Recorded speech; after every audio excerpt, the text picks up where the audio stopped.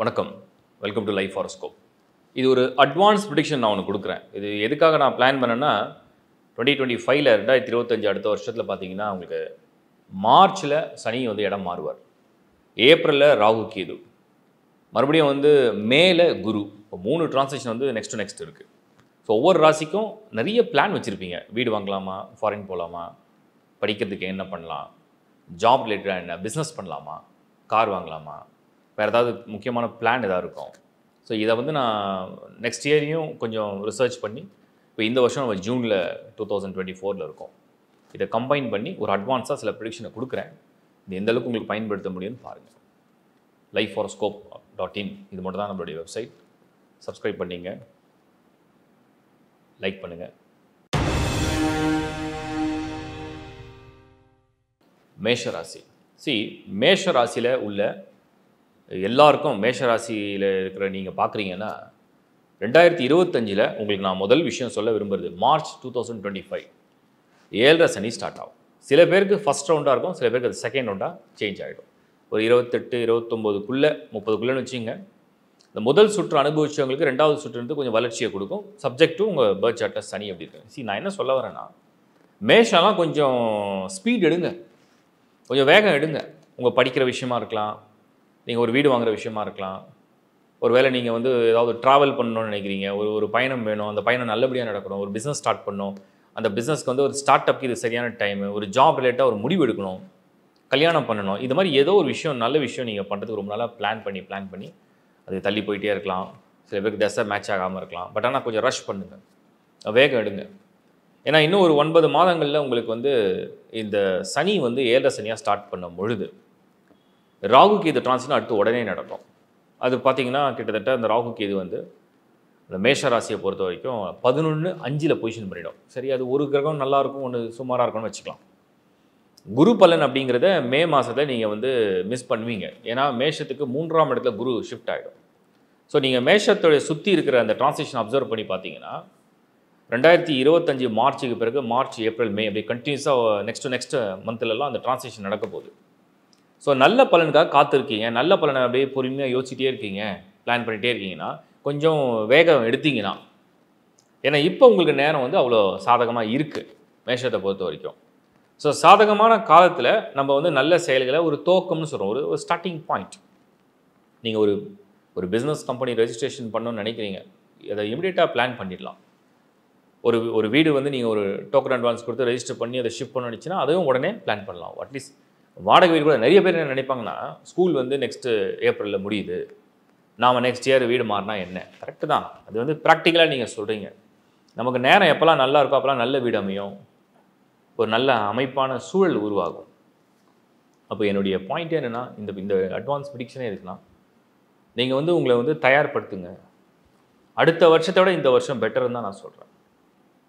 So இன்னும் 9 மாதத்துக்குள்ளே முடிஞ்ச அளவுக்கு, அதாவது உங்களுக்கு என்னென்னலாம் ஒரு வேகம் எடுத்து பண்ணணும்னு நினைக்கிறீங்களோ அதை வந்து எவ்வளோ முடிஞ்ச அளவுக்கு ஃபாஸ்ட்டாக பண்ணுறது நல்லது. நீங்கள் தள்ளி போட அது ஒன்ஸ் அந்த டிரான்சாக்ஷன் நடக்கும் பொழுது அது ஃபேவராக இருக்குன்ற டைமில் உறுதி இல்லை. ஸோ அதனால் கொஞ்சம் நல்லா யோசித்து அந்த முடிவுகளை எடுங்க. ஓகே, மேஷ ராசியை பொறுத்த வரைக்கும் இப்போ உள்ள அந்த கால நேரத்தை சரியாக பயன்படுத்திக்கணும் அப்படிங்கிறதுக்காக தான் இதை நான் அட்வான்ஸாக உங்களுக்கு வந்து ப்ரிடிக்ட் பண்ணுறேன். இதில் நிறைய பேருக்கு என்ன டவுட்னா, இந்த கல்யாண விஷயம்லாம் பார்த்தீங்கன்னா வரன் பார்க்குறோன்னு சொல்லிகிட்டே இருக்கிறீங்க. அது ஒன்ஸ் ஏழரை சனி ஸ்டார்ட் ஆகிடுச்சுன்னா அது சுற்றி எதாவது தடை கொண்டு வரும். அதுக்கப்புறம் நீங்கள் ஃபாலோ சம் ரெமெடிஸு, அப்புறம் சில பிரார்த்தனைகள் பண்ண வேண்டியிருக்கும். ஒரு சரியான ஒரு அமைப்பான ஒரு வரன் அமையாத ஒரு போராட்டம். அதனால் கொஞ்சம் சிந்திச்சு, அதாவது உங்களுக்கு நான் என்ன சிம்பிளாக சொல்ல வரேன்னா, மேஷ ராசியை பொறுத்த வரைக்கும் February 30, அதான் February 28, ஸோ 28th February வச்சுப்போம். அந்த டைம் ஃப்ரேம் வரைக்கும் உங்களுக்கு நேரம் இன்னும் சாதகமாக இருக்குது. ஒரு கிரகம் வந்து அந்த பர்டிகுலர் டிகிரியை கடந்த பிறகு தான் அது சார்ஜ் எடுக்கும். அது வரைக்கும் அது அலோவ் பண்ணும், ஒருத்தர் நல்லபடியாக எல்லாம் செய்ய அலோவ் பண்ணும். அப்போது உங்களுக்கு வந்து அந்த டைமை வந்து நீங்கள் நோட் பண்ணிங்கன்னா July, August, September, October, November, December 6 மாதங்கள். 2024 6 மாதங்கள், 2025 2 மாதங்கள்.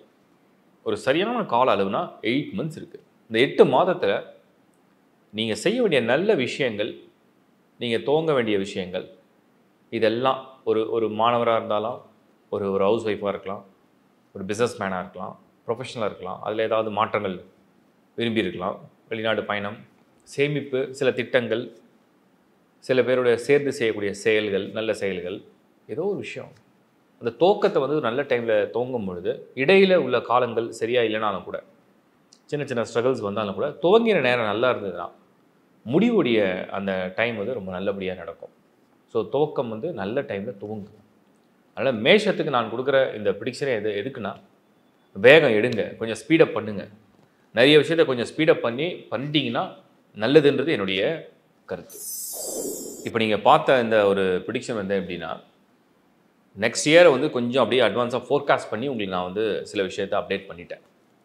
இது சப்ஜெக்ட் டு உங்களுடைய ராசி, நட்சத்திரம், எல்லாத்த விட மெயினாக உங்களுடைய நேட்டல் சார்ட், அதாவது உங்களுடைய பர்த் சார்ட், உங்களுடைய ஜனன ஜாதகம். இந்த ஜனன ஜாதகமில் நீங்கள் எது விஷயமாக என்ன ட்ரை பண்ணுறீங்களோ, நீங்கள் நான் ஒரு சின்ன கால்குலேஷன் கொடுத்துட்றேன். சனி வந்து எல்லாருடைய தொழில், எல்லாருடைய கர்மா சனி தான் டிசைட் பண்ணணும். குரு வந்து ஒருத்தருடைய வளர்ச்சியை அதுதான் நிர்ணயிக்கும். ஒருத்தருடைய வளர்ச்சி, ஒருத்தர் வந்து அந்த தலைமுறையோடு இருக்க போகிறாரா இல்லை அடுத்த தலைமுறையை கண்டினியூ பண்ண போகிறாரான்றதை குரு நிர்ணயிக்கும். சுக்கிரன் ஒருத்தருடைய பொருளாதாரம், அதிர்ஷ்டத்தை சுக்கிரன். அப்போ அது எப்படி இருக்குது? புதன் வந்து ஒருத்தருடைய அறிவு, திறமை, கல்வி, ஞானம், எழுத்து, புதன். சூரியன் வந்து ஒருத்தருடைய ஆளுமை, அரசியல், ஆளுமை, முன்னேற்றம், முதன்மை, மேன்மை, அந்த மாதிரி எல்லாமே ஒரு ஒரு ஹை லெவலில். சந்திரன் வந்து பிரயாணங்கள், மன அமைதி, சந்தோஷம், மன மகிழ்ச்சி, ஆனந்தம், நிம்மதி, இதெல்லாம் சந்திரன் தான் கொடுக்கும். ராகு அதிர்ஷ்டம், யோகக்காரகன், யோகங்களை வாரி கொடுக்கறது ராகு. கேது ஞானம், ஞானக்காரகன். அப்போ வந்து நீங்கள் ஒவ்வொரு கிரகத்தையும் தனித்தனியாக, செவ்வாய் விட்டுட்டேன்.